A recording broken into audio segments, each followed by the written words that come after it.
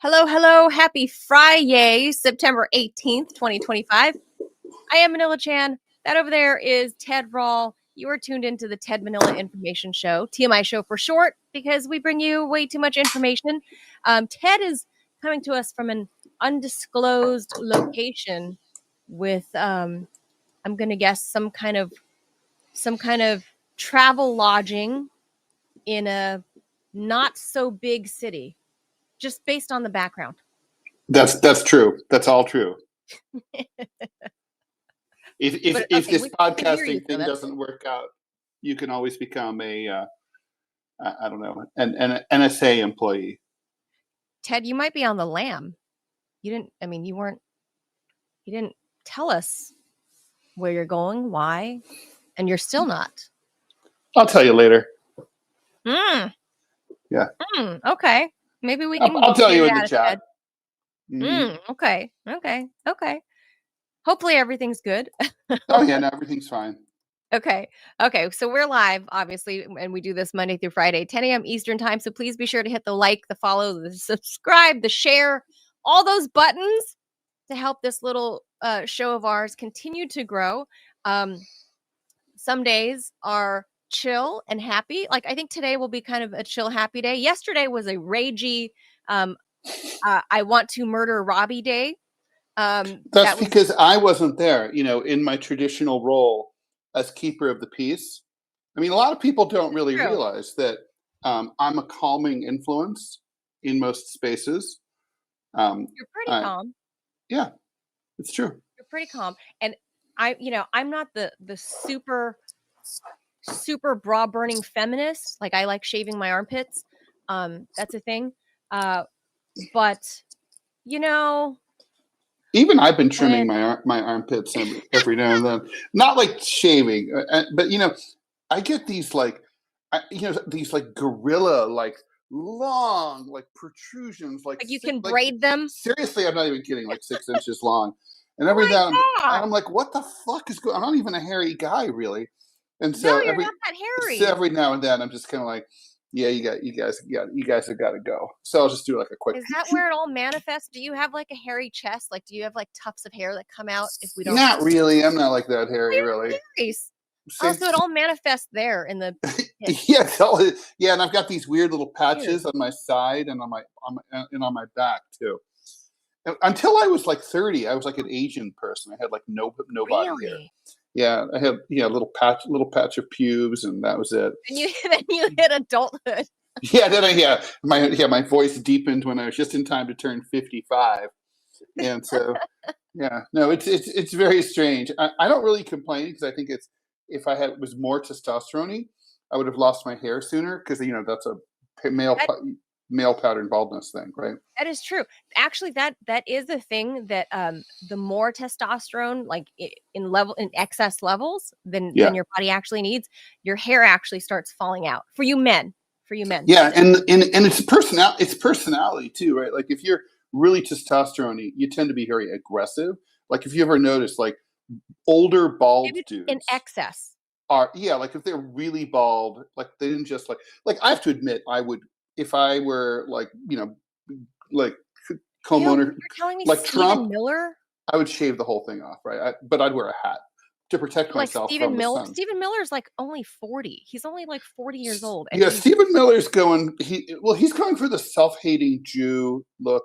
He's I want to be a Nazi SS guard. He lost all his hair when he'd look so good in an SS uniform. He's got one at home. If he doesn't, he should, because he would look great.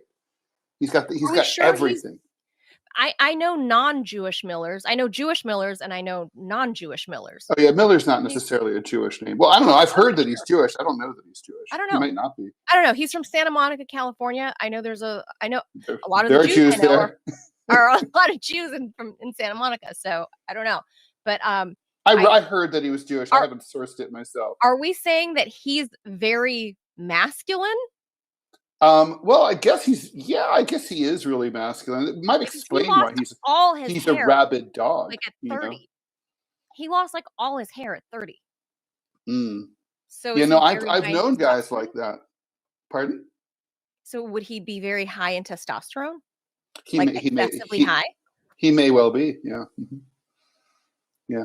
Looks like such a pipsqueak. Pardon? You broke up. Such a pipsqueak. Well, he Napoleon complex in a huge way, right? The man is either insane or playing insane on TV. Testosterone is a weird thing, Ted, and it's a fine balance for you men, and vice versa for us women. If we are Adrian 730 on the Rumble is saying, yeah, he's Jewish. Oh, he is. Okay. So yeah, we can never tell with the name Miller. It can go either way. Mm-hmm. You never know. But might explain this militant Zionism. Well, there's a lot of Christian Zionists too, so I don't know. Yeah, that's very strange. So I really don't know. But on today's show, we didn't mean to be talking about armpit hair and my fault. And who's bald, who's got too much testosterone in the Trump administration. Mm-hmm. Yeah, we could do a whole show about that, Ted. About who's got too much testosterone in the Trump administration? Let's guess the test. Well, in the Trump administration. Well, Melania probably has quite a bit. She's got that lantern angular jaw.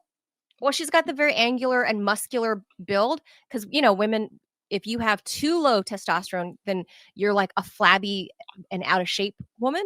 But if you have just the right amount of test, even at her age, she's almost 60, she looks amazing. So she, probably has a good solid amount. But her husband, I don't know. She looks great. She's almost 60. But anyway, on the Today Show, we're actually going to be talking about other shows such as Jimmy Kimmel. And I don't know, did you see the pukey homage that Stephen Colbert did for him yesterday? No. So stupid. He brought back his Colbert Report character from HBO, from the Daily Show. He revived that character to kind of roast I didn't watch the show. I saw clips that he did this. And I thought, this is so pukey. Like, you guys are all in the same boat. So of course he's going to try to throw a lifeline to his brethren. But although Colbert is not in any position to be throwing any lifelines to anyone. I know. Yeah, but he just won his Emmy, I think. So he's, I don't know. He's trying to make a splash. His boat is already headed toward the bottom of the sea. It's just going to take a year to get there. Until next year, right? Yeah, I mean, his boat is already hit the iceberg, so it's over. Both of these guys are going to go to cable, right? I mean, what's funny about all this, and we're going to talk about but I got to tell you, no, there's nothing new here. I mean, are people forgetting that Bill Maher got pushed out in 2002 for political reasons, was fired by ABC, and then I remember that, and then had to run off to HBO, right? I mean, it's not new at all. I mean, are people forgetting what happened to your buddy Ed Schultz? Are people forgetting what happened to Phil Donahue, who had the highest rated show on MSNBC? He was fired for being not wary enough and for being truthful, being too liberal for MSNBC. I mean, this has happened over and over and over. Don Imus fired from CBS Radio. I mean, right. It's just like it's always for political reasons. I mean, the truth is, and this was the thesis of my syndicated column, which I just sent out this morning and I posted to our chat, is basically... I forgot to correct your date on that. So what's wrong with the date? You put it as September 12th, last Friday. Oh, shit. That's what happens when you use a format. All right. Well, anyway, the the whole Niemöller quote, right? Once they came for these guys, and I didn't say anything because I wasn't one of those. Anyway, people are acting like this bodes. This is a harbinger of something terrifying. Like, no, it's not a harbinger of anything. What it is, it's a indication of this is the end of the Niemöller.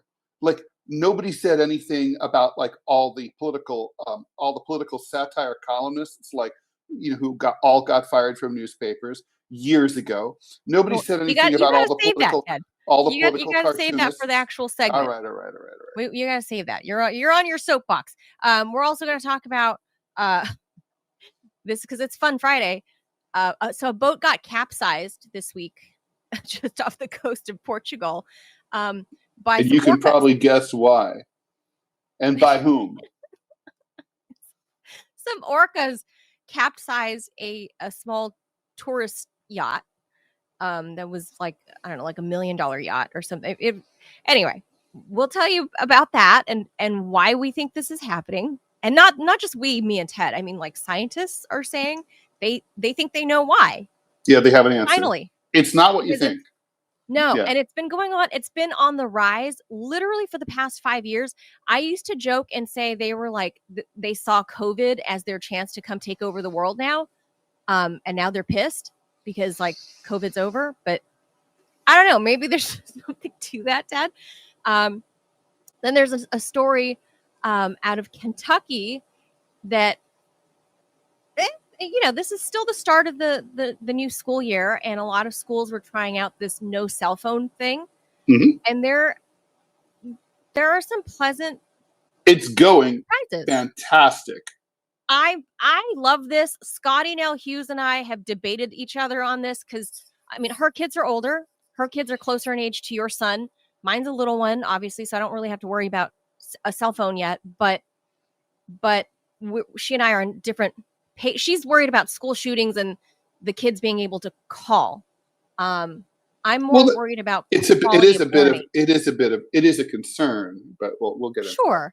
But yeah, that's a different conversation. But this school in Kentucky, there's like this trend called reading that's happening. And it's going crazy. It's off the charts.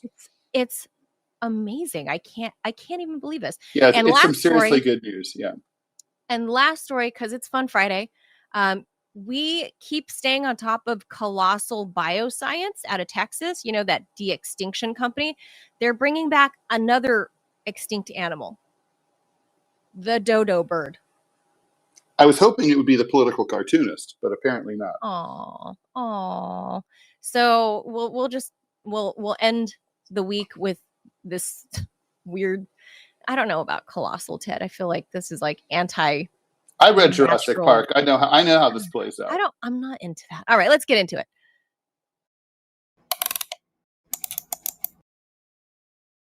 What is Jimmy Kimmel going to have to do to work again? Well, according to Sinclair Broadcast Group, the nation's largest ABC affiliate owner, they made some demands of Jimmy. They said he might be able to return to their stations after his remarks about the killing of Charlie Kirk if he does a few things. They said that the comments crossed their expected professional standards, whatever those are, and called for Kimmel to directly apologize to Kirk's family. I'm not really sure what he has to apologize for, because he didn't say anything bad at all about Charlie Kirk, and contribute financially to both the family and Turning Point USA. So he has to donate. It's a shakedown, the group that Kirk founded. Sinclair also said they want to sit down with ADC execs about ensuring accountability in network programming, not censorship. Jimmy Kimmel Live had 1.7 million viewers and led the coveted 18 to 49 demographic with 220,000 in the second quarter of this year. Late night ratings have overall gone down, however, with similar shows trailing leading podcasts among younger audiences. Sinclair said it will run a televised tribute to Kirk tonight in what used to be Jimmy Fallon's late night time slot. So obviously I have thoughts about this, Manila. And basically, the way this is being treated in the cult. I mean, first of all, let's be clear. In the cult, is that what you said? No, I was going to say culture, and I interrupted myself. Oh. There is first of all, this is fascism. There's no question about it. This is the government abusing, taking away an American's First Amendment rights to express himself on the air over nothing, I might point out. But even if it was over something important, this is basically the government, the FCC chair, specifically telling a company to stop broadcasting if they want to be able to have their and basically coercing them by saying if they don't play ball, they're not going to get their multi-billion-dollar planned merger and approved by the FCC, and they need that. So basically, they're also saying that any broadcaster who puts stuff on the air that Trump doesn't like or criticizes Trump should lose their broadcast license. I want to be clear that this doesn't really apply to cable. This is only for sort of legacy broadcast networks that can appear that can go through the air waves if need be, as well as your cable box. So this is fascist. It's gross, but this is the culmination of many years of censorship of all. I mean, basically, by the time they come around, the censors come around to something as milquetoast and fluffy as late night television, like Jimmy Fallon and Jimmy Kimmel and Seth, all the Jimmys, Seth Meyer and Stephen Colbert. All that stuff is so wussy and watered down and not edgy and not left wing and not cool that, like, by the time they're coming for those corporate shills, they've already killed all the cool, edgy stuff from broadcast television. And that happened years ago. I mean, think about like the Norman Lear, socially progressive shows of the 1970s, like Good Times, All in the Family. Yeah. Those shows if they exist now are on, they have to go to cable.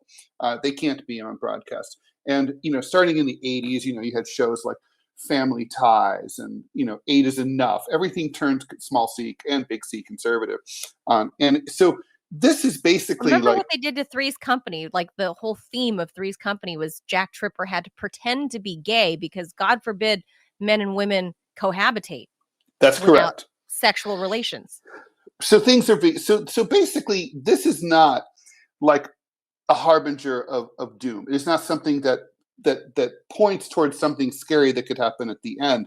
This is the end. This is the end. That the harbinger of doom was back in like when they took Family Guy off the air, and that they had to, because it was too edgy.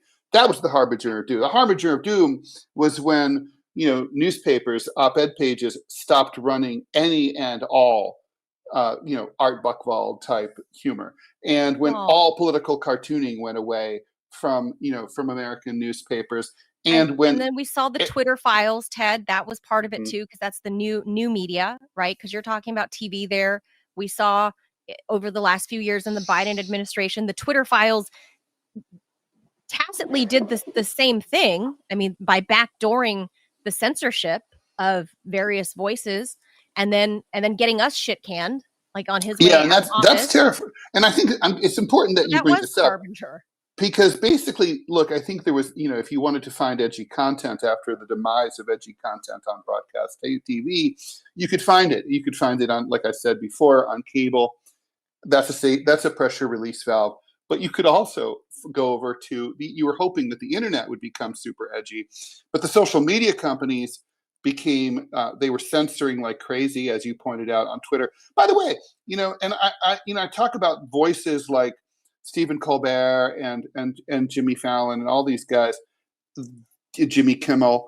What did they ever have to say when, for example, the New York Times banned all political cartooning and fired their 2 cartoonists over a supposedly anti-Semitic cartoon making fun of Bibi Netanyahu in 2019?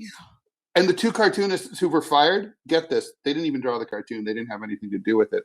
Those guys didn't have anything to say about it. They didn't have much to say about Charlie Hebdo, about cartoonists being massacred.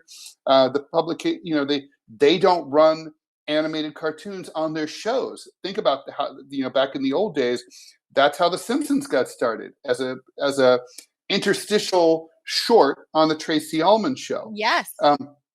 And so again, there's no platforming for edgy content or political content.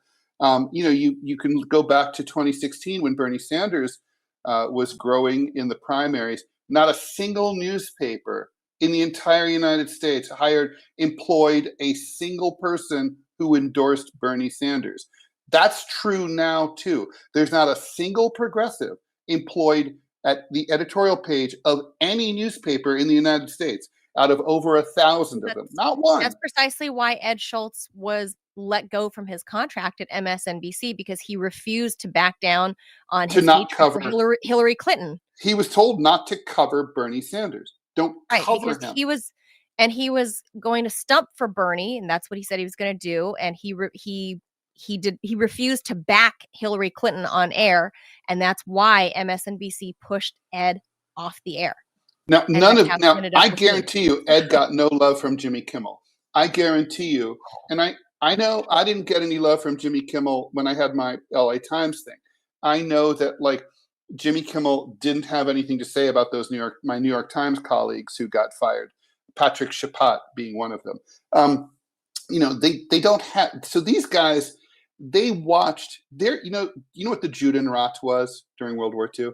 They were in occupied Europe, the Nazis established these community leaders who were basically Jewish community leaders, and the Nazis would say, like in the Warsaw Ghetto, "Hey, we're going to deport 4,000 people. Give us 4,000 names, and you choose them, and we'll deport the 4,000 people." Use that. It's the Judenrat, and so it was the name of the organization. Well, they supplied all their neighbors, friends, and neighbors and relatives' names, and in the end, the Nazis came for them too. And the only difference is that they rode to Auschwitz in cars with clean linens, with lace curtains, and they drank tea on their way to Auschwitz before they went up into the ovens. Everyone else went in cattle cars, but in the end, it's all the same. This situation, Stephen Colbert, he's riding to the camp in a nice, not in the cattle car. He's riding first class. But he all ends up in the same place. And those guys, they had a position of power. They could have spoken up about this shit, years ago. But never once did they bring in anyone with any edge or any balls in the world of humor. They're not, so. And we go back 5 years, Ted, during COVID. I mean, there was no freedom there when it came to COVID. Stephen Colbert was dancing in a needle costume. He was dressed up as a syringe. He did a whole Broadway dance act. He didn't stand up for. He didn't stand up for what's his name, who jerked off in the plant, the comedian. Oh my God. Plant. Yeah, he jerked off in a plant. Remember? Oh my God, why am I not remembering this? He's a famous stand-up comedian. His first name is two initials. Then, oh my God, it's going to come to me. Louis C.K. No. Louis C.K. Last name is Louis C.K. Louis C.K. It was Louis. Really? Yeah, and he got canceled for no reason by a bunch of Me Too psychos. They didn't stand up for. Is that what that was? So he invited off? Louis C.K. invited two of his colleagues to his hotel room, two girls. They went together, and basically he was like, "Do you mind if I masturbate?" And they were like, "Sure, go ahead." And he masturbated into a plant in the hotel room. And then they decided that they would be upset about it later. Of course, it's not like Louis C.K. and masturbation are like, those two things don't really go together. So did they never see his stand-up before? Did they know? Well, they were both stand-up comedians themselves, so I'm pretty sure they were all at the same event, like performing together. So they were I'm pretty sure they knew all about him. Anyway, the point is, nobody stood up for him. I mean, so the point is, these guys are worms. These are moderate centrist milk coast worms. Yeah. Which is why they had those jobs in the first place. Which is why their ratings also suck, though, in this day and age. Because no one's interested in that shit. Right, which is why, which is why the podcasters are eating their lunch.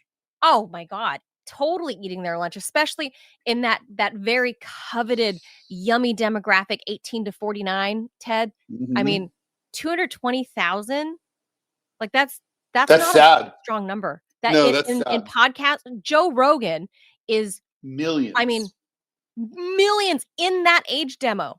Yep. In that 18 to 49, Rogan is in the millions and millions, like just unfathomable to Kimmel or Colbert or whoever. Fallon's, I think, doing like the worst. And just think about Robbie has thoughts if you want to pop him on. Oh, okay. Let's do that. Okay, then we'll move on. We'll give you the last word, Robbie, and then we got to go to the next topic. Sounds good. We'll stay away from feminism this time because that was a fun brawl yesterday. No, no. When it comes to Jimmy Kimmel, I try to be very consistent whenever it comes to free speech, but I've got to admit this is a scalp that does not bother me at all, not one bit. I mean, he celebrated when Tucker Carlson got fired by Fox News for coming out in opposition to to the United States getting involved in the proxy war with Russia. Jimmy Kimmel, but he was right there for RT at Sputnik when he fought hard for and invited people from RT and Sputnik on his show. Oh wait, none of that happened. Right. Yeah, no, that's alternate reality world. So I mean, talking about the government, Trump leaning on him, the Trump administration leaning against him because the guy's a prick. I mean, the Biden administration killed an entire network. So and to this day, all those fuckers, they don't care. I mean, they are now. This is like, and then they came for me, and I said nothing because there was no one left like Ted Rall or RT or Tucker Carlson or Phil Donahue to speak up for me. And that's exactly what's going on now. If there's one silver lining about this is that now we're in an age of mutually assured destruction when it comes to political commentary and TV stuff, because maybe the Democrats will figure out if they keep going after Republicans this way, the next time a Republican comes in, they'll do the same exact thing. So maybe they'll just eat themselves. Well, the thing is, Robbie, I do take strong issue with the idea that somehow, like, the liberals or the left or whatever you want to call them started all this. No one started this. Everyone has been censoring everyone forever as much as they can. Right. There's no. Sure. This is a cycle, and I just want to be clear here.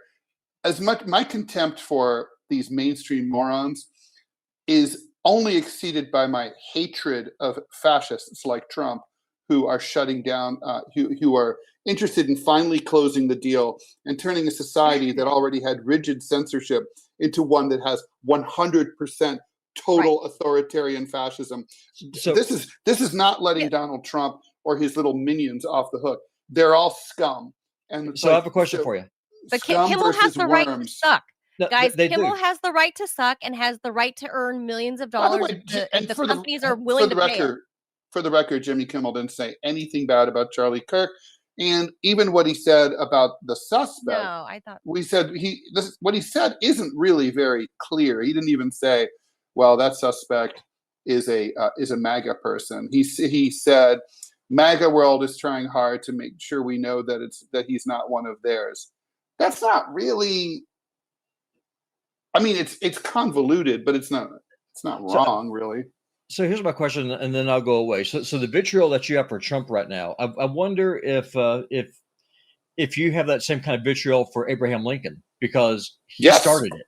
I have talked about Abraham. Let's be honest. You and I are probably the only two people who are talking today or will talk in any format.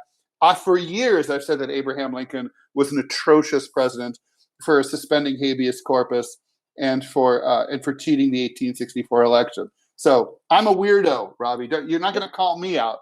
Oh, I know, but I just wonder, like, all the bleeding heart liberals who are going on right now, just crapping all over Trump. I wonder, and also same thing with the Republicans go after Pam Bondi, because what she said about hate speech and how that can be criminalized. I wonder how much intellectual honesty that there is on both sides, on both political parties, to reach back to the founding father of fascism, who is Abraham Lincoln, and that man deserved to get what John Wilkes Booth gave him. But what we need here, since when you have a cycle, it's not very helpful to go back and say, well, he started it. What you ultimately need is for someone who's in a position of power. I don't think anybody deserves political violence wait, it's just you have to decide who someone powerful in a position to do exactly this has to decide not to do it. It can't be the victim. It has to be the perpetrator who says, like you have a revolution, we overthrow them. We could censor them or to send them to camps, but we decide not to. That's what has to happen. No, I completely agree. I'm not one to cancel other people. Like, I think Jimmy Kimmel, for people that don't know, he used to be a radio show host on this radio station back home called K-Rock, KROQ. And that's where I used as in Rodney on the Rock. And Rodney on the Rock, and Dr. Drew used to be on there. He used to be on Loveline with a guy called Ricky Rackman. That was a local LA radio station. K-Rock, Great station. Kevin and Bean in the mornings. Yeah, my favorite. Jed the Fish. All these legendary punk and new wave music. Yeah, amazing radio station back home, and that's where Kimmel got his start. And back then, when he was a radio funny guy, he used to be like Jimmy the sports guy on Kevin and Bean's morning radio show. That's how he got his start and how he made his bones. He used to be funny. He actually used to be funny. And then he made this transition. Somehow he got his own show at some point, and then he got his TV show and got unfunny. Because I guess at some point when you get those big multi-million dollar contracts, you have to sell out. They I hate tell to tell you people this, but it's true. Even when you're at the lower level, at the affiliate level, if you're trying to climb up, like what I discovered when I was at the CBS affiliate, if I wanted to move up and have Gayle King consistently throw to me, right, every night or every morning, then there were certain things you have to do to play ball with corporate. If you want to get out of the affiliate and go to network, right? If I wanted to be at 30 Rock or wherever it is that they home base was in New York City, you have to play ball. I wasn't willing to play ball, and that's how I left the CBS affiliate. I wasn't willing to play ball. Jimmy Kimmel was willing to play ball. You sell certain parts of your soul, your truth, your honesty, who you are. You trade that for the tens of millions of dollars. And we're in a capitalist society, so fine, whatever. Good on him. He got unfunny, but got millions of dollars for it. The only reason that oh, go ahead. I'm sorry. So the whole point of this capitalism thing is that these corporations, whether they're firing Joe Schmo that works at a local coffee shop, or trying to fire Jimmy Kimmel because these show formats suck in the year 2025. It's not 1955. As much as I don't believe in cancel culture, these. By the way, I love how the right is trying to the right is reframing cancel culture. Now they're calling it consequences culture, which, by the way, they stole from the left. The left made that up originally. I get this in the sense of, like, if you're a business owner, you have the right to fire your employee for any reason. If you think your employee is being a sassy little shit, okay, fire them. You shouldn't, but you do have that right. But you have that right. So I guess if the company is looking for a way to get Kimmel out of there and save themselves millions of dollars, get him out. Well, for the record, I'm a sassy little shit. I mean, y'all have heard it whenever I sass off my boss because she's being retarded. And I'm also a sassy little shit here on this show. Like whenever I get into a verbal fencing match with my with the esteemed host Manila Chan. But the whole reason I bring this up about Abraham Lincoln is that Americans need to realize that this is nothing new, and that the whole mythology of free speech in the United States that died in 1860. We need to reach back and actually realize that we have never been a true free speech society. I agree with that. If we want to have that, then you have to address what the problem is. And that free speech means that you get to say uncomfortable things. And if you live in a society of lies, then telling the truth is a radical thing. And also, you should be able to say, be able within certain limitations to say things at work or certainly outside of the workplace. You should be able, nothing you should say, outside of work should penalize you at work. I completely agree. I mean, coming out against the genocide that's going on in Gaza does not impede my ability to do my day job. That being said, if I get doxxed, I would get fired for coming against Israel because I'd be called anti-Semitic, and I guarantee I would lose my job. It would 100% happen, and it shouldn't, but it would. And I'm going away now. Bye-bye. All right, we'll move on to the next topic. Okay. Are you reading this one or am I? No, you do this one. All right, go. I did too much talking yesterday, Ted.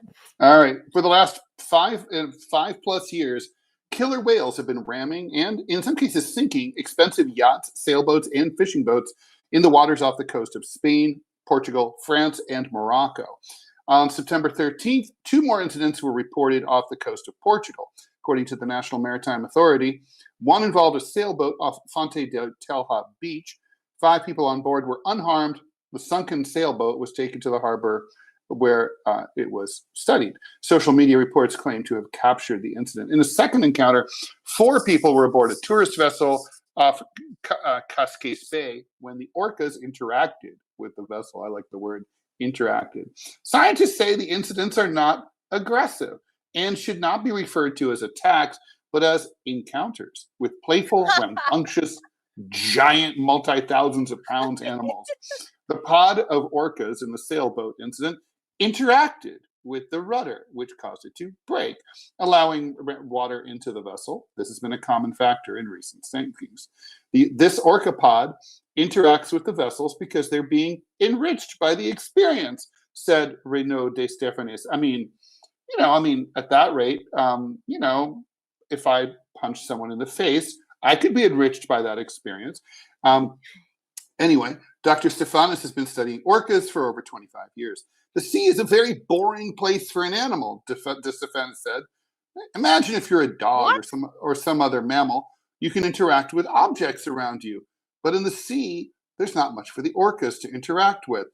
So it's not like there's an orca run like in the park. So they play with the rudders, because what is there in there but water and fish and lots of plastic. Such encounters have been going on for more than 5 years. The first such modern encounter was in May 2020. Since then, at least 6 sailboats, 2 Moroccan fishing boats have gone down to the bottom of the bog. It starts in the spring, goes way off the charts in the summer, and goes away in the fall. That's because the whales and the boats are in the same area at the same time. Gee, I hope she went to college, said Naomi Rose, senior scientist with the Animal Welfare Institute in Washington. A multinational group of orca experts, sponsored by the Iberian governments of Spain and Portugal, met in February of last year and released a report saying what they think is going on and how it could be stopped. What originally appeared to be attacks, which you and I speculated were like the orcas saying, "Get the fuck out of our water," on more than 673 boats, now seem to be a bunch of bored teenage orcas looking for something to fuck up, cetacean expert Alexandre Zerberny said last year. Essentially, the whales started a fad of playing with boat rudders. Overall, the incidents mostly involved juveniles who were more playful and courageous in approaching boats, said Zerbini. Like human males. Right, who also chairs the international... when I see a rudder, when I was a teenager, man, you couldn't keep me away from some rudder. I had to beat the shit out of that thing. He also chairs the International Whaling Commission's Scientific Committee. He imagines a young orca butted its head against a boat's rudder one time, and when it moved, the orca thought, "This is fun." After ramming it a few more times, a piece of the rudder broke off, and that was even more fun because then there was something to play with. There's documented evidence of the orcas then playing with the pieces, he said. The behavior isn't surprising, given that orcas have culture, unlike many Republicans, exhibit coordinated behavior, share knowledge, and have long memories, Rose.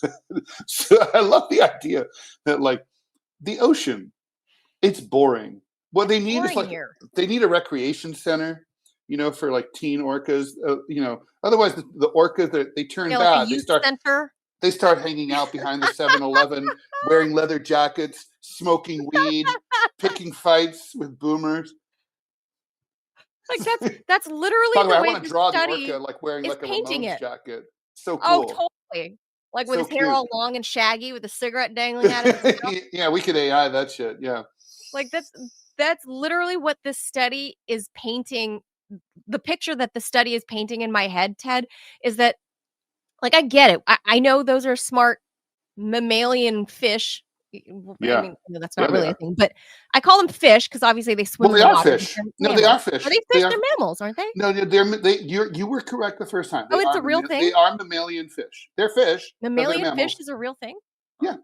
I didn't. 100%. Well, so they're these mammalian fish. Like, we know that we knew already from the Jacques Cousteau days that that they have. The pods are families and they have hierarchical structures. And so we knew that existed. So we knew there was like a similarity, which is why, like, in the 90s, we had the whole Free Willy movie, right? Like orca. And all the unfortunate jokes that followed. Yes.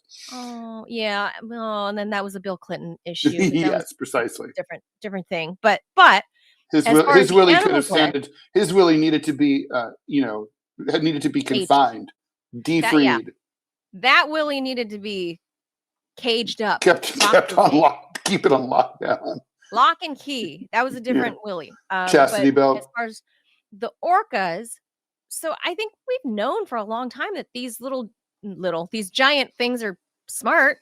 But how did we not know until just the last 4 or 5 years that the teenagers behave so similarly to human teenagers, where if you ain't got nothing to do, you're suddenly harassing those stupid humans cruising by on their yacht, shit. like, hey Joe, like, look, there's a boat up there. Look, I hear humans up there. I hear chicks laughing. Let's go fuck with them. Like that's they're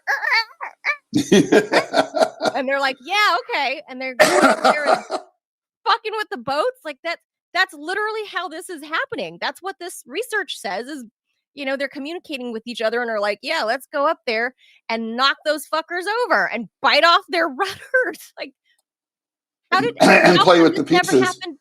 But how come this never happened before, Ted? Like, how come Jacques Cousteau didn't know this? Maybe it just hasn't been documented. It might have been like maybe sailors before 2020 weren't a bunch of pussies. It's like, if an orca fucks up your boat, you man up, you put in a new udder, you can call it a day. You don't go and call some fancy oceanographic institute and bitch about it. It must have happened before. It must have. I can't imagine that something happened in the water, literally, that something's in the water that suddenly COVID hit dry land and then the orcas started to attack in 2020. Yeah, no, there has to be. I don't. Just because something has. Look, Manila. Speaking of, like for a long time, you and I were told as kids that sharks don't sleep, and if they don't swim all the time, they die. Right. That's the only reason people thought that is because nobody ever saw sharks sleeping. Actually, sharks sleep. They just go down way down to the bottom and they sleep. Really? Now we have video of it, so it's a lie.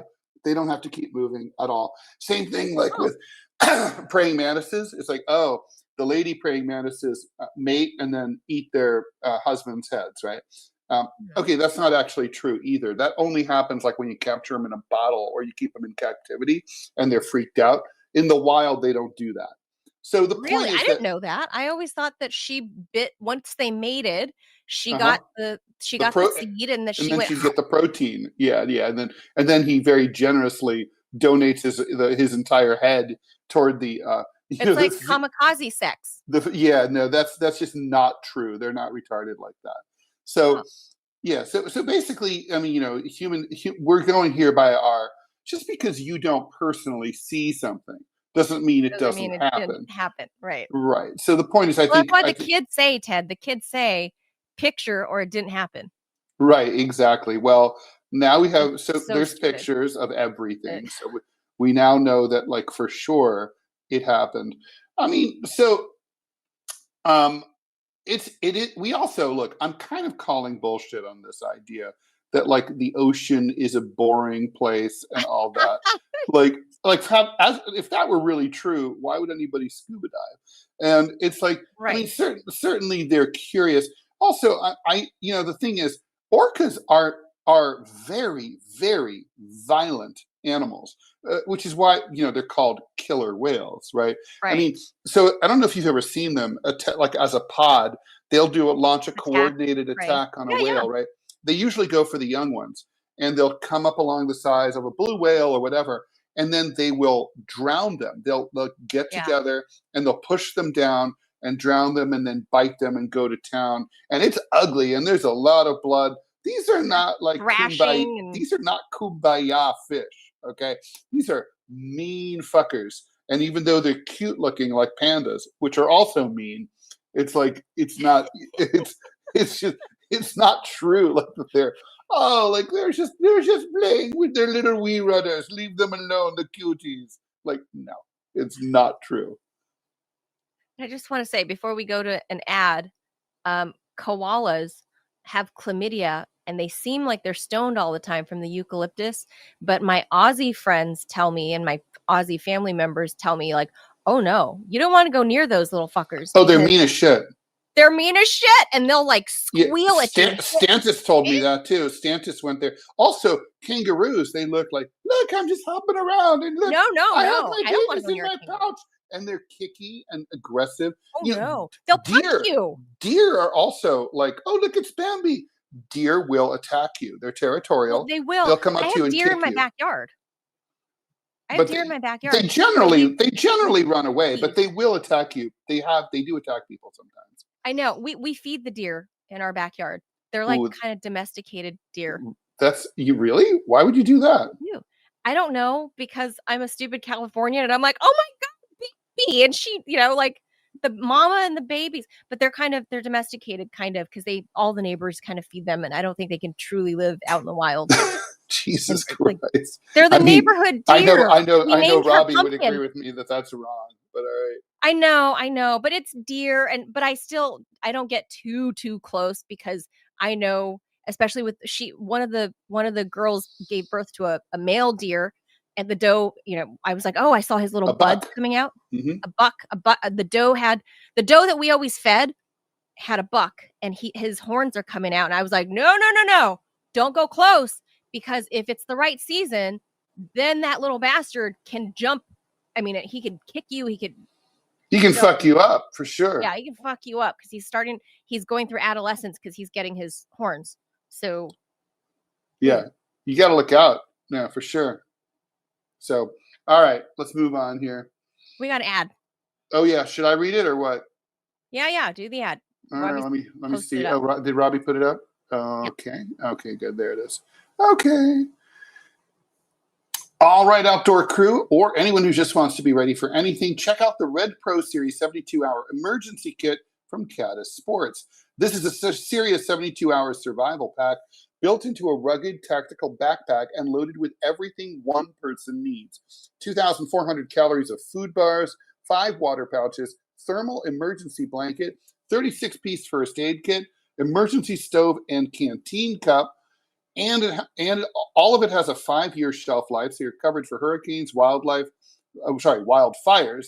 blackouts, whatever life throws at you, maybe even deer.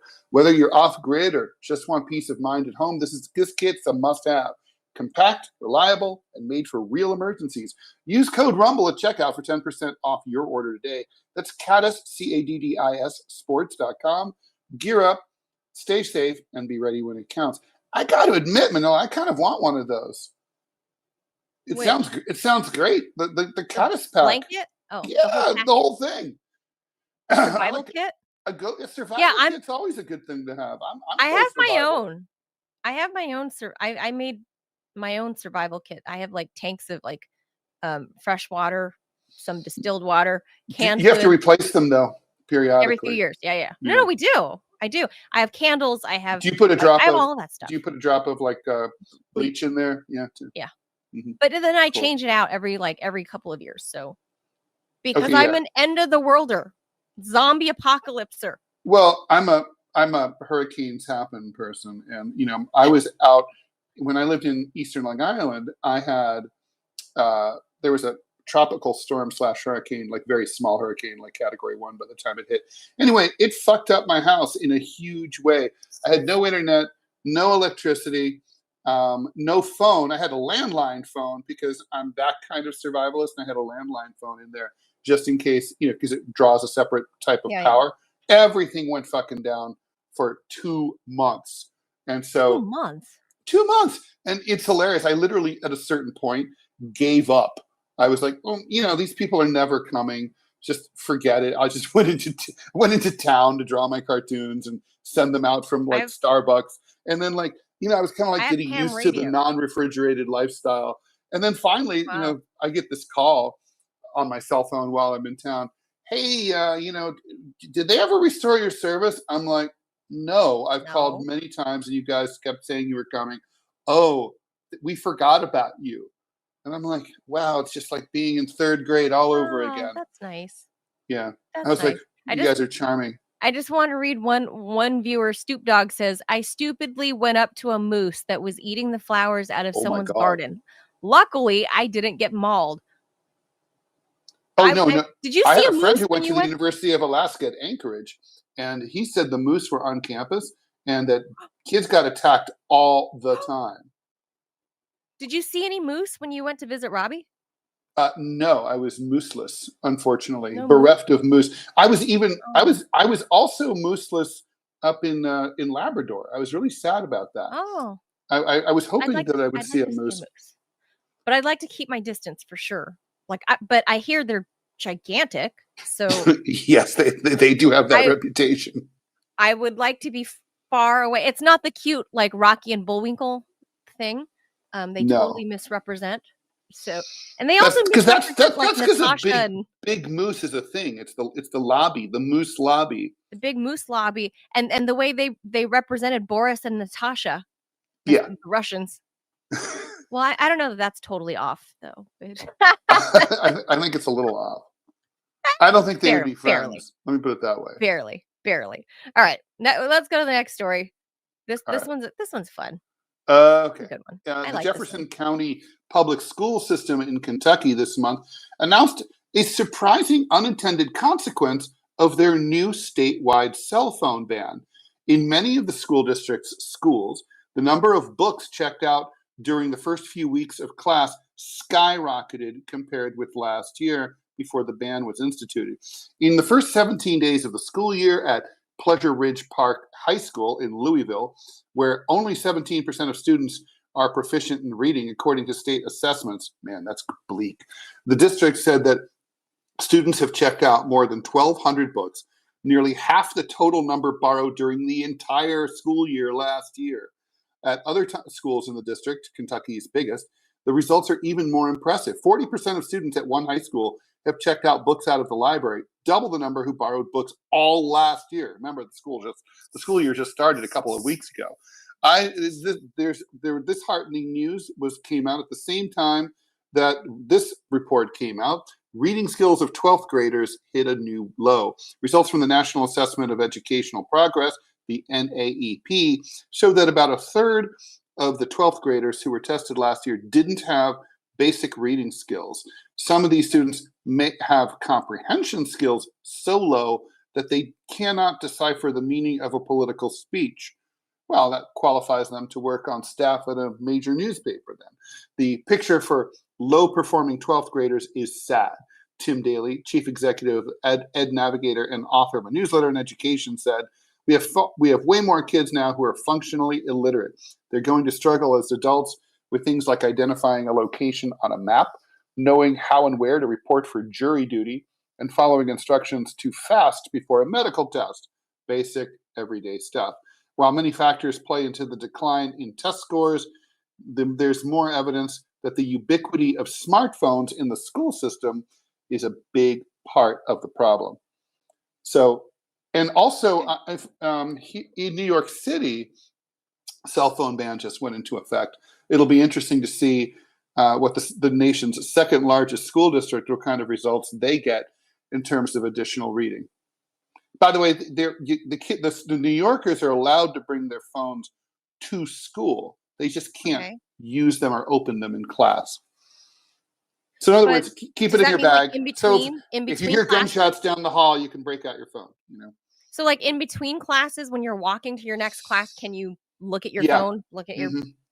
Yeah. Well, I mean, you would think it's obvious that children should not be allowed to use their phones class. I didn't know kids were doing that. I didn't know. Teachers cannot.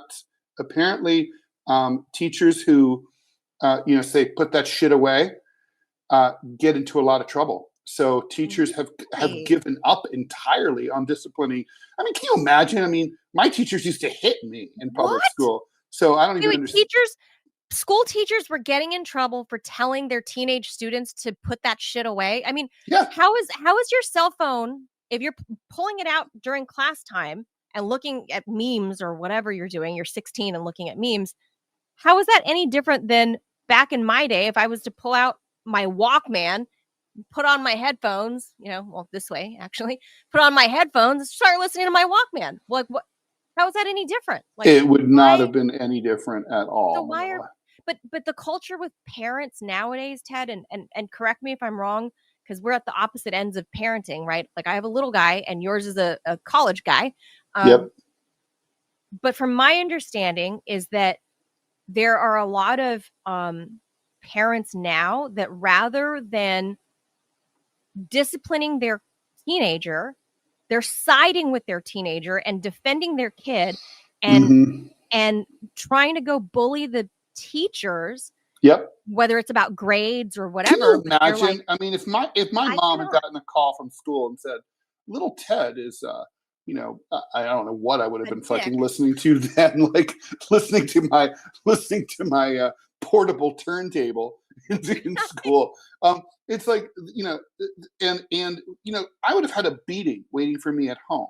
I mean, there's no way. It's like no way is she going to call the school and bitch at them and say, like, you lay off my son. Right. He has every right to, like, listen to watch his phone. He should listen to, right. He should be able to listen to his Walkman back then, right? Like his CD Walkman, like this. I mean, tape, CD. I mean, back in my day, that's what it was.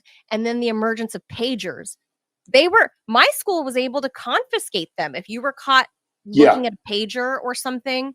And this was the 90s. I was a tutor. I was a math tutor in both private and public schools in New York in the 80s. And if anyone was passing shit around, notes, I remember one time, for some reason, an REM album, a book, whatever, I took that shit. It's like, it's mine.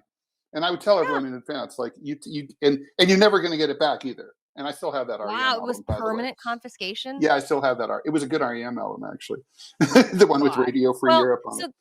So it's like two things at play here, right? Is like culturally that parents are no longer backing teachers, which is making child rearing that much harder for everybody. Because if you're not really, as a parent, laying down the law at home with your kid, but then you send them to school and then expect the teachers to lay down the law for you, but then when they do lay down the law, then you go and back up little Timmy and is like, don't you be getting up up little Timmy's ass. Like, well, then who the hell is ever going to teach little Timmy to stay in line? Like, that's why little Timmy grows up to be a grown-up asshole Tim. And that's true. I love this story in particular out of Kentucky, is that children are like rediscovering books, like actual. Well, because the thing is, the kids. Here's the thing, right? It's the path of least resistance. Kids don't like orcas. Kids that don't want to be bored, and and their life is like an ocean. It's boring.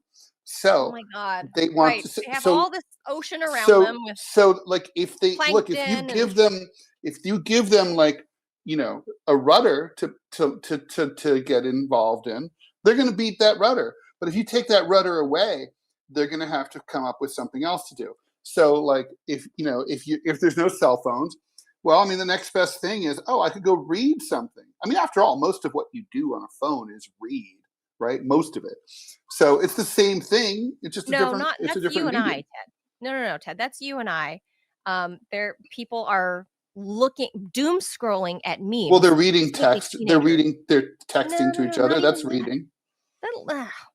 Hardly, Ted. Don't lower the bar of reading to be like, bruh, check this out. That's not read it. So you read 4 words. Like, okay.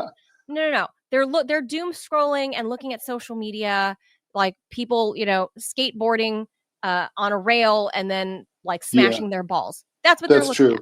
Yeah. That's really what they're looking at. It's basically like from Idiocracy, my balls. Everything now. Oh, my balls. Yes. Like, or the flatulence movie over and over and over, right? Yes. Like parts. I just rewatched Idiocracy again the other night, actually. So good. And just so prescient.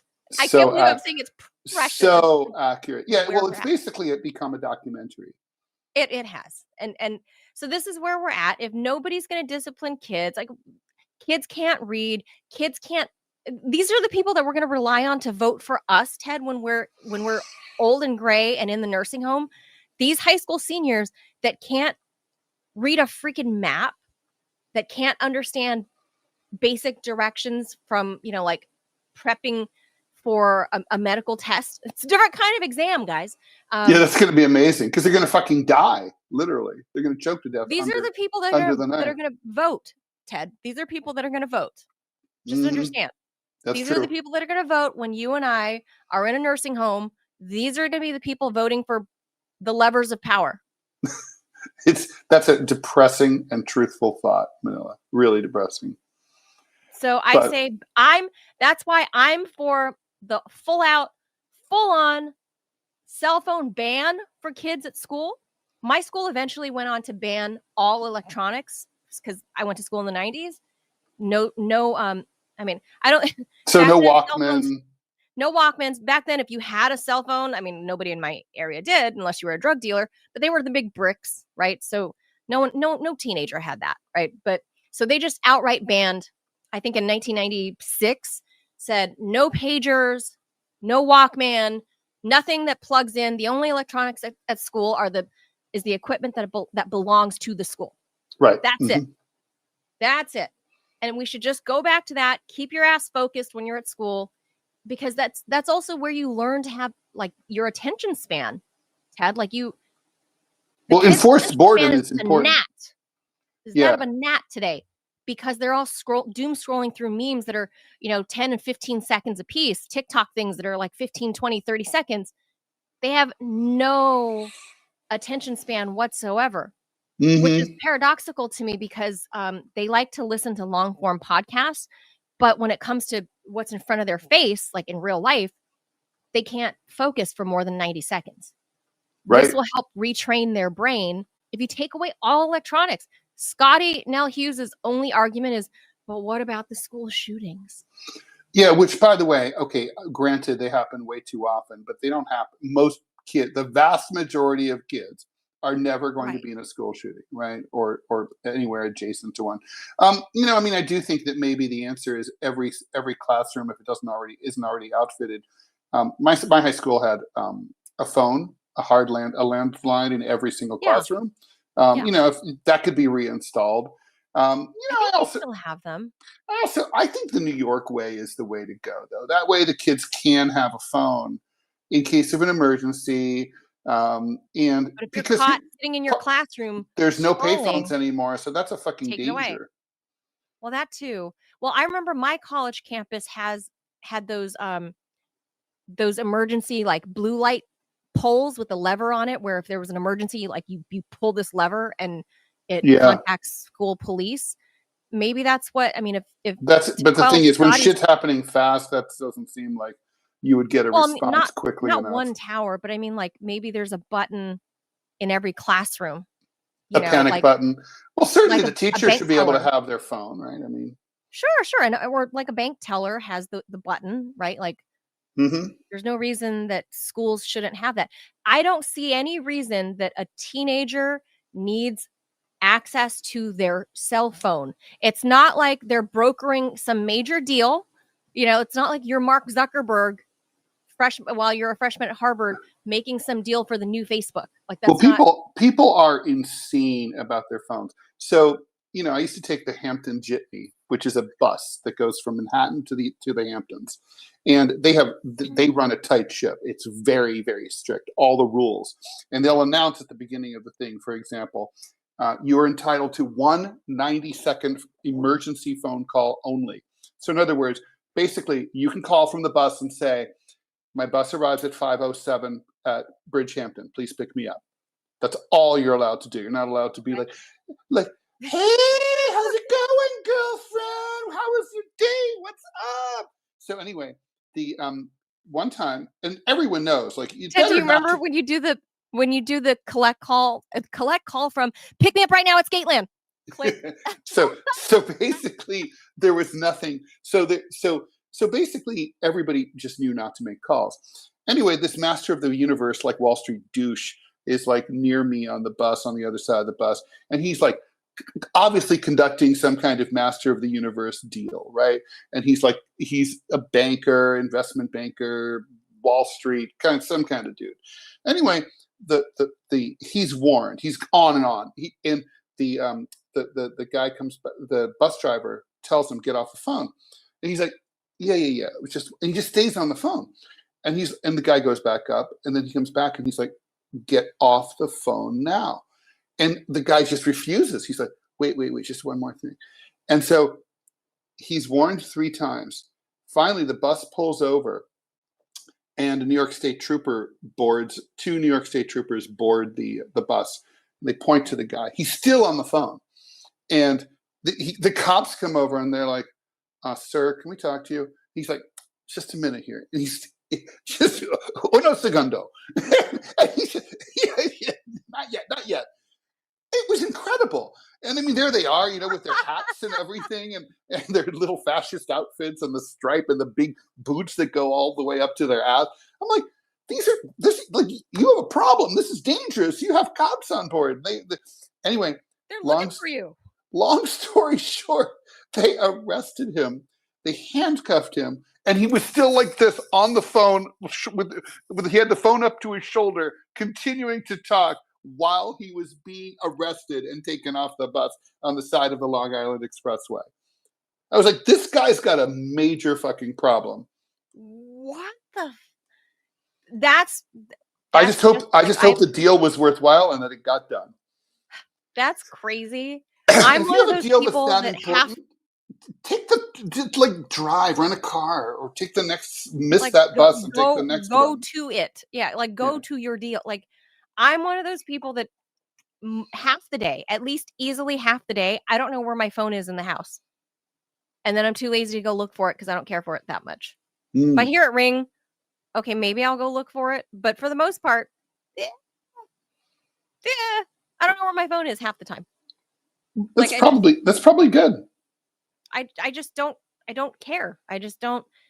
If you need me, then my phone will ring over and over and over, and I'll go, shit, I better go find it. Like, I left it in the hamper. Gotta go find it. As one does. Yeah, it falls out, whatever. Maybe it's in the kitchen. I'm upstairs. I don't know. If you need me. Otherwise, no. And I have specific rings that are set, so I know if it's my son's school calling, because he's a naughty kid. He's a handful, so I'll know the ring. If it's just the regular ringtone, I'm like, I'll find my phone. I have a special ring for my kid too. Yeah. If it's school, I'll know. If it's regular ring, I'll get to it when I get to it, wherever I find my phone. So, well, that is the proper thing. I mean, look, the phone, you're not supposed to serve the phone. It is supposed to serve you. It is at your convenience. It's no different than, that's because you and I were raised with landlines. And if someone called you and you weren't home, it was a miracle that you had an answering machine and could get you could get their message if and when you came home. And so that I don't serve the device. Like, and now it's like this weird symbiotic over dependence. Like the whole reason social media would collapse if more people were like me, or even like you, because you're not addicted, right? Like, but someone like me, if the world turned into Manilas and was like, I don't know where my phone is actually, like, I don't. No, and people can, and I'm sure you've had this. People must get upset at you, like, I called you, but you didn't pick up. Or I texted, you didn't reply. I'm like, when did you text? 10 minutes ago? Or 2 hours ago, or whatever. It's like, listen, I was swimming, or I was sleeping, and also, here's the thing. I'm not a fucking doctor. I'm not on call. I don't get paid to be on call. If someone said, Ted, I'll give you $200,000 a year, but you have to be on call during these hours, I would be, and I'd be there on with my phone fully charged all the time. But I'm not, so I don't need to be available to you all the time. That's right. When I was brand new at RT America, I lived literally steps away from the White House. Part of the gig that I signed up for was that I would live near the White House and be on call. And so if the phone rang at 10:30 at night because some protest broke out because of some police killing some black teenager, because that was a thing, the the last. Well, that's still a thing. That does not stop. I had to be on call, and I would get up at all hours of the day to go cover it with my cameraman and, a protest marching over to the White House or whatever. That's the only time. The only time. Outside of that, I'm like, no, I'm not going to pick up my phone. Like, no, it's not because I dislike anybody that's calling. It's not because I don't care about the person that's calling or whatever. I'm doing something else. Maybe I'm washing dishes. Maybe I'm folding laundry. Maybe I'm listening to a podcast and I'm learning something really cool. Could be. And I don't want to be interrupted. And maybe you're masturbating, and maybe it's nobody's fucking business. It's nobody's business. I don't answer because I don't want to answer. So it's nothing personal. And that's just where we're at in society. And all the kids have this weird attachment to their phone, like it's an appendage of who they are as people. And we so need to break that, or else, we're seeing so many signs about how and why our society is doomed. And if kids can't fucking read, Ted, kids can't read. Well, they're fucked. The world is fucked because it can't be indicative of only American kids. This can't only be Americans. It can't be. It's got to be. No, I'm sure. The thing is, I'm always amazed. I'm at the steady decline. And we should move on to the next story because we're over. But I have to say, like I remember when I went to Colombia, I lived in the Barnard dorms, and the Barnard main hall. I don't know if this is still the case.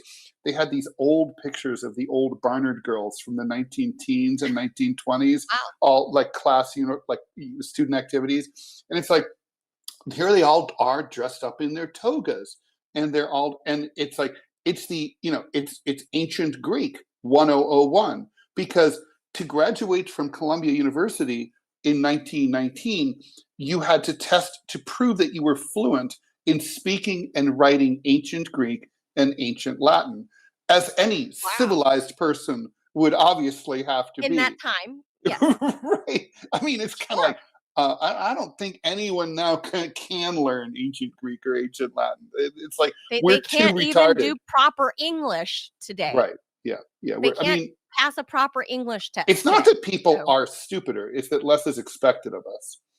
Yes.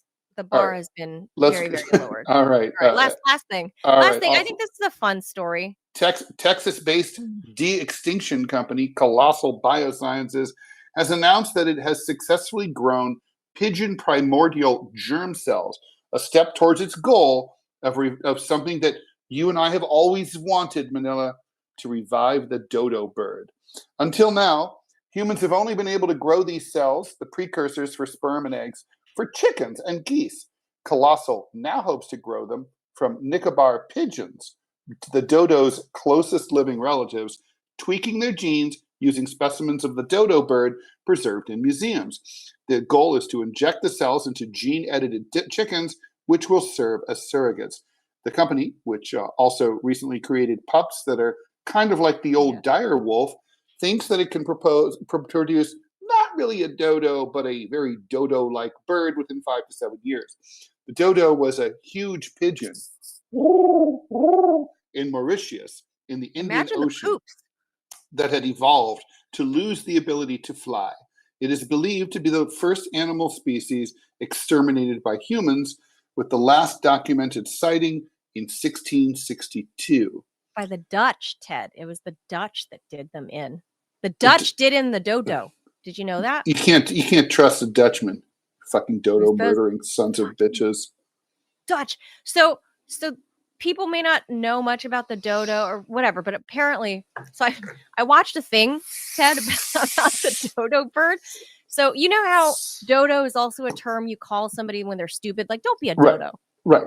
So apparently the dodo bird has gotten a bad rap for being like a big, dumb, tarded, flightless bird. Right. But there's not that there was much defense against the dodo not being retarded as a species. But they're saying there's no real evidence to show that they were dumb. Well, I think the idea was that like they were too stupid to fly away. Well, but here's the thing: they didn't need to fly away anymore. They did. That's correct. That's Right. correct. So these we're going back like 8, 9, 10 million years, right? So the dodo came what they believed in some form of a pigeon from Southeast Asia, Mhm. and they were flying towards these islands, you know, like which is modern day Mauritius, which Mauritius. is Mhm. a volcanic island that came up, I don't know, 8 million years ago or something. So the flying pigeons from Southeast Asia would stop off at these different islands, and they're like, oh, look, there's this new island. What's this? And the nearest island that had any predators were like almost 1,000 kilometers away. So when these pigeons stayed on Mauritius, they evolved over millions of years to become this flightless, fat doofus bird, right? That had no predators, Right. had no like nothing. There was, and it ate like nuts and berries and bugs and things on the floor, and it was like doop, doop, doop, and it grew to become the size of they said twice the size of geese. That's big. A goose is Yeah. big. Have you ever seen them? I've seen pictures of them at museums. I don't think I've been to a museum that Well, they had say they're one. bad. They say that all the drawings we see are like not very accurate. But there are stuffed ones. But Yeah, there's specimens that have been preserved. I think in Europe, they're huge. They're and big birds. they're big boys. They're Yeah, twice the size of geese. So the Dutch, when they were, you know, doing their whole Dutch thing and like colonizing places, they would stop off at Mauritius and was like, oh, what's this? And then they let go. They brought with them hogs and goats and chickens. And what they didn't know they were bringing with them were like rats with like plague Mhm, and stuff. So mhm. they brought all these other animals that would otherwise root around in the ground, Invasive species. Yeah. Mhm. invasive species that basically ate. They were competing with the dodo for, you know, things that you would otherwise root around in the dirt to get your food. That's how the dodo got its food. So then they started starving them out. But then the Dutch sailors were like, you look delicious. Yeah. I thought didn't if Started I'm eating. not mistaken, you're more up on this than me, but my memory seems to tell me that the rats ate their eggs too, right? The rats, yeah, and the So hogs, because the pigs, domesticated pigs, once you let them out long enough, they become like wild hogs. yeah, it doesn't And so take they long. started, yeah, it doesn't take very long. I mean, I think it was They depicted in start like the Lord of the tusks Rings. start to grow out, and Yeah, they get they start to grow hair. the wiry hair. I think that's what happens to men too, Ted. If you were like dropped off in some, Well, there's a I real think that's what happens to you that's guys. entirely possible. Well, there was that really famous genetic experiment, which I imagine you're familiar with, Manila, in the Soviet experiment, where they were trying to figure out how to tame foxes. And they, if you don't know about this, it's really worth looking into. But this experiment's now been going on through dozens Yeah, of generations of foxes, and yeah, they found that so this is where they basically figured out that there's physical characteristics are related to mental characteristics. So you can go like for example, pigs, like you mentioned, the tails get curly when they're domesticated. When they de-domesticate and go cute. feral, the tail straightens back out and becomes hairy. And it's like, and vice versa. Like if you re-domesticate them, the tail will recurl, So even if weird. they're descended from the same creatures. And foxes are like that too. Apparently, their tails change, their fur changes as they become either domesticated or non-domesticated. In fact, you can buy one of these domesticated foxes in if you're in Russia or you want to go to Russia and bring it with you if you're allowed to have them. Anyway, yeah. So I think that like the hogs got in there, the rats got in there, Yeah, killed their the eggs, Dutchmen, the Dutch and sailors. the Dutch got in there and killed the birds and ate them. The So Dutch were eating them, and some of them not only eating them, they were just hunting them, Ted, the way you hunt fish in a barrel. The dodos, the reason they're depicted as dumb is because they've never ever had yeah, they weren't afraid. natural predators. They didn't know to be afraid of us humans. They didn't You know. know, you know. So the sailors were just going and grabbing them, Ted, just like Yes. Well, and Manila, I can obviously I wasn't around in 1662, but I will say this, unlike Joe Biden, but like when I went, so up in eastern Tajikistan, I think I've spoken about this before. There's this high altitude lake, Lake Sarez. Nobody lives there. It's 14,000 feet or so up. It's very isolated. It's well above the tree, even the plant, even the bug line. Like nothing lives there. It's like being on the moon. Okay, it's just really? dirt. Yeah, there's not even grass. There's nothing. It's just thin. The air is super thin, and there's this glassy, beautiful lake, big lake, like 60 miles long. And anyway, the thing is, I remember, so it was crazy. These giant fish live in the lake, and they have no predators. Nothing ever eats them or hurts them, ever. So they came up and they were curious when they saw us.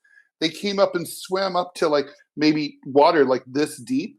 And we were just able to wade in and grab them and eat them. Fry them up. Pick them up by hand?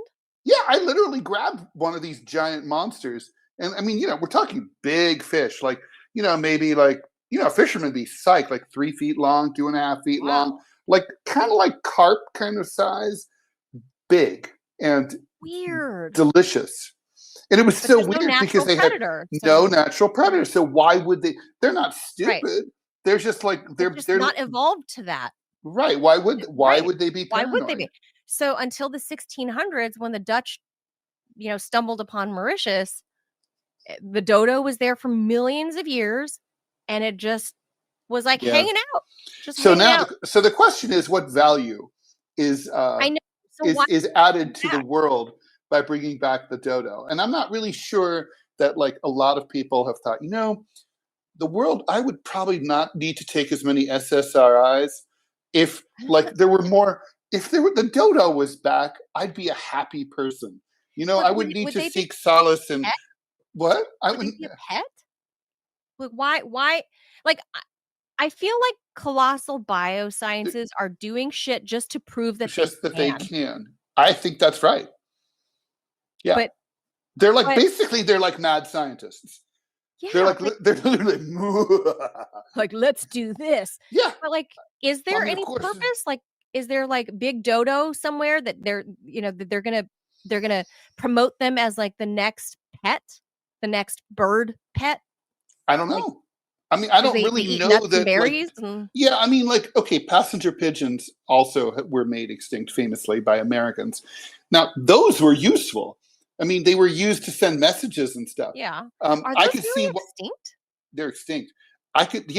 There were tens of millions of them, and they were all shot to death and poisoned to death by Americans. Yeah, we're fucking insane people. Birds are fake, Ted. Birds are fake. The birds are fake. But the point is, if you brought them back, I mean, hell, no internet connection, no problem. Here, take this message to Manila. Tell her the show's on at 10 o'clock tomorrow morning. I mean, that would be great. But like, I don't know what the dodo's going to do. I mean, they're funny looking and weird. Whatever. I don't see like really. I know that we're not going to benefit from having dinosaurs back. That's only trouble. I saw Jurassic Park. I know. I don't. Yeah. And the dire wolf says they're playing also. God. We should allow regular wolves to make their return. Regular wolves are needed to eat the deer that you're feeding. So, and also, I don't want a wolf in my backyard in Northern Virginia. There are no natural predators for the doe. Wolves are awesome, and they protect you from the deer that you are dumbly, I must say, domesticating. I knew you were going to agree with me about that, Robbie. I know I'm not supposed to. I know Dr. Reese would be mad at me for doing. I'm mad at you. I know. You should stop. I put out salt licks for them. I put out a big thing of salt lick for the. Yeah, the wolves would take care of that. They would. They 100% would. But now that I'm kind of used to seeing them, like I don't feed them anymore, and I. Says the woman who just says she puts out salt licks for the deer. I used to, but not anymore. Wolves would. Now I'm like, okay, this is also wrong. I'm not supposed to interfere with nature. And if your kid one day is like wants to stay out late, you could be like one word: wolves. Best to be home before dusk. Oh, they captured a wayward baby alligator in the DC wharf this week. that was like 3 feet long. It was little. It was a 3 foot long gator. But they believe That's it climate was change, somebody's yo. pet. Well, I don't know, but they believe it was somebody's pet. So it's some dude, surely named like Noah or something, some dude that lived on a houseboat said he thought he was seeing things, that he saw a gator kind of come up and just bask in the sun the other day. So it was on local news. And I was like, what? Because I just was thinking this. How come the Potomac isn't riddled with gators? Like, well, it will be sooner rather than later, probably within 5-10 years. But he caught a gator. It was like 3 feet. It was a baby gator, or maybe an The adolescent. thing about or whatever. gators is the reason that they're. I mean, the thing they're remarkable is this is a swamp. DC they haven't.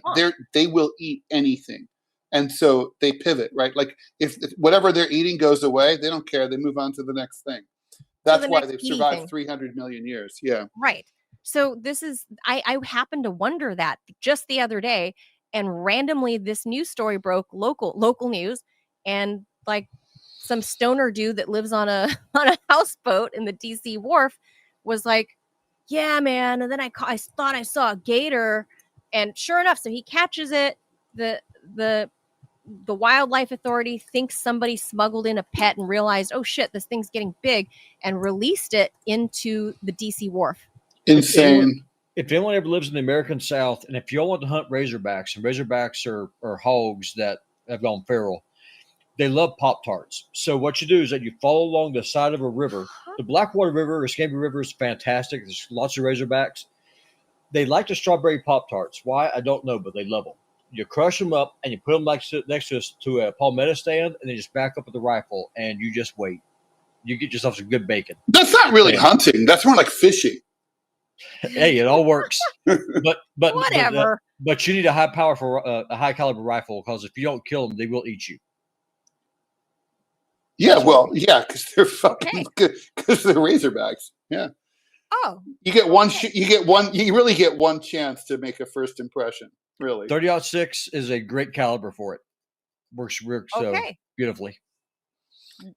Well, I'm anti. I think, by the way, this is an example. Libertarians who say that we don't need government regulation.